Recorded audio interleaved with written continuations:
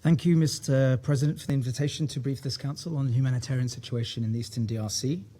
Excellencies, good morning.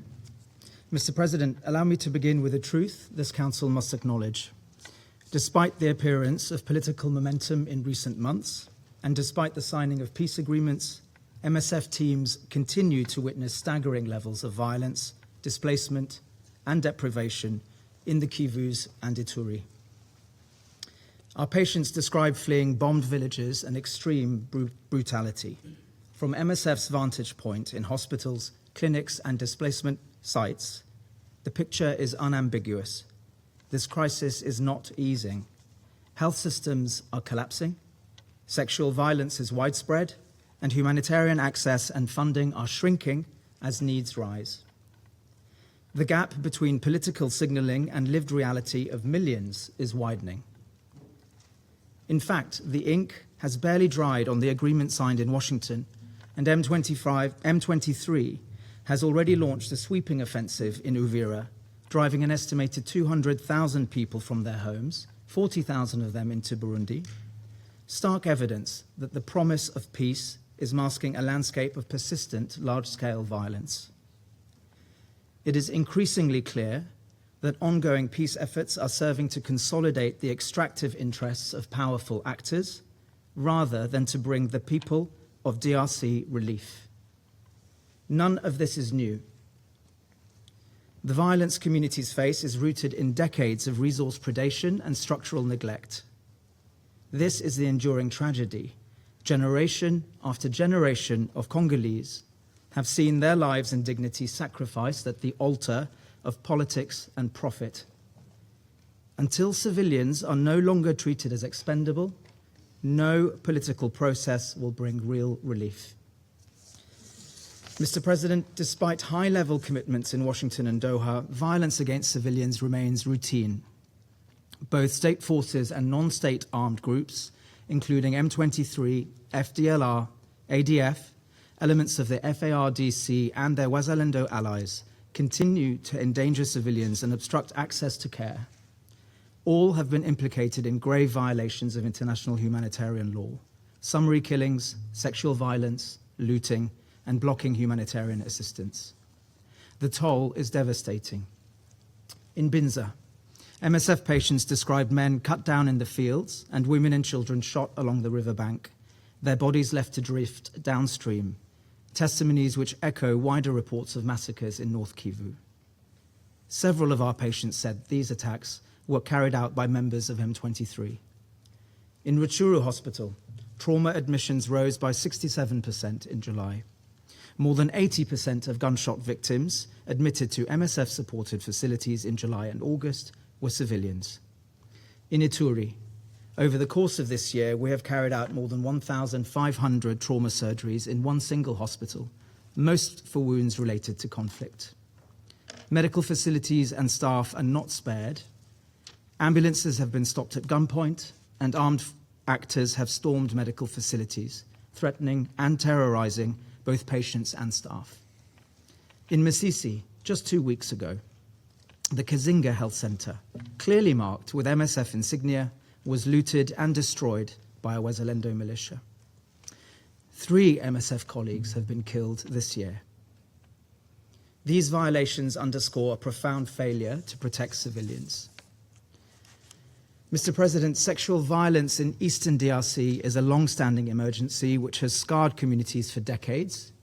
Today, it continues at an unimaginable scale. In the first 6 months of this year alone, nearly 28,000 survivors sought care in MSF-supported facilities in Eastern DRC. That's an average of 155 survivors each and every day for 6 months. 3 out of 4 attacks are committed by armed individuals.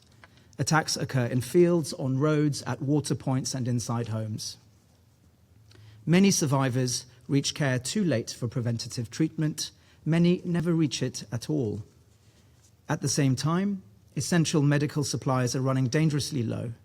In North and South Kivu, half of all health zones lack post-exposure prophylaxis, leaving survivors without the critical care that could prevent infection, avert unwanted pregnancy, and reduce long-term harm.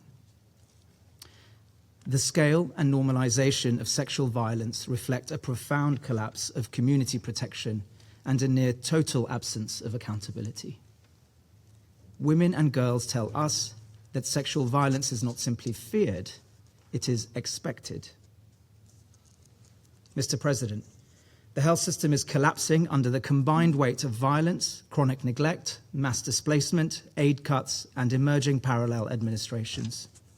In many areas, up to 85% of facilities face critical drug shortages, nearly 40% of health personnel have left their posts, and more than half of facilities we have evaluated have closed or been damaged. The consequences are lethal. In Walikale, deaths of severely malnourished children arriving within 24 and 48 hours of admission rose by 89% and 309% compared to last year. Families arrive far too late, delayed by insecurity, cost, and the absence of functioning care. Preventative health services have crumbled, and vaccination is repeatedly disrupted, leading to an upsurge in preventable infectious diseases.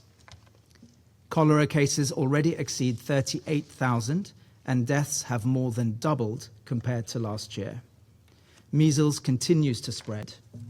A malaria outbreak of unknown proportions is unfolding, while neither diagnostics nor essential treatments are available to contain it.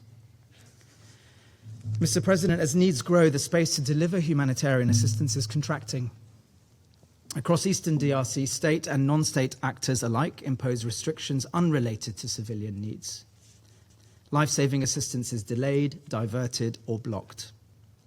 The closure of the Goma and Bukavu airstrips and the failure of Kinshasa and M23 to reach an agreement to reopen them has reduced entry points for supplies and personnel into Eastern DRC and slowed movements within the Kivus.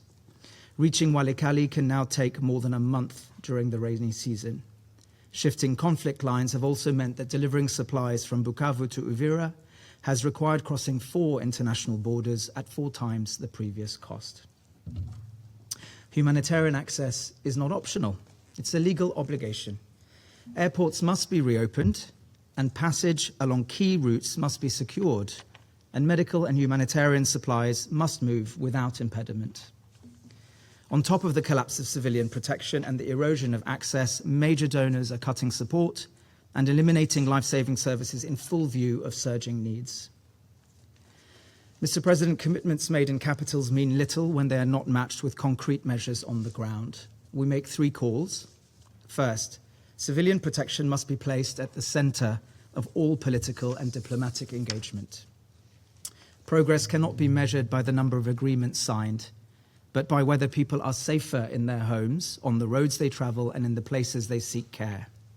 Second, humanitarian access must be upheld, not as a gesture of goodwill or a confidence-building measure, but as a moral obligation underpinned by international humanitarian law. Third, the humanitarian response must be resourced at the level this crisis demands. Without flexible, timely funding, preventable deaths will continue to mount.